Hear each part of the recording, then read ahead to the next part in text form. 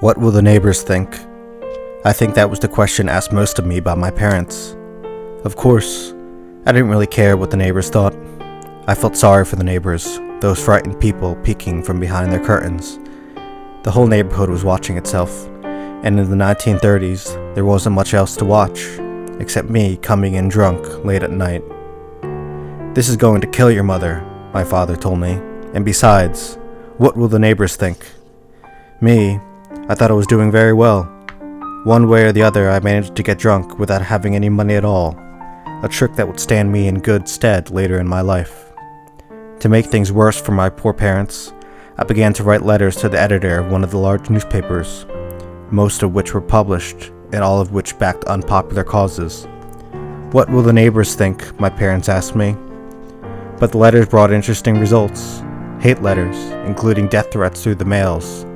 It also brought me into contact with some weird people who believed that I meant what I had written in those letters. There were secret meetings in cellars and attics. There were guns, packs, plans, speeches. Those were also places where I scrounged up free drinks. Most of these meetings were attended by right-wingers, young guys between the ages of 17 and 23. "We don't want blacks fucking our women, they must die." Unfortunately, I wasn't fucking any women myself. All the meetings began by standing and saluting the flag, which I considered pretty damn juvenile. But most of these young men were from well-to-do families, and I drank with some of them afterwards. I drank as much as I could as they ranted on. I never said anything, but they didn't seem to mind. They remembered the letters and had no idea that they were false. Not that I was a decent human being, but I wasn't aligned with any group or ideology.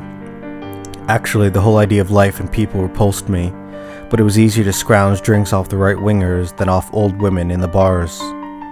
"I don't believe that you're a son of mine," my father told me. "What will the neighbors think?" my mother asked. Poor, damned, patriotic, deluded fools. After they threw me out of the house, I gave up the meetings and went and lived by myself in a plywood shack on Bunker Hill, and my parents no longer had to worry about what the neighbors thought.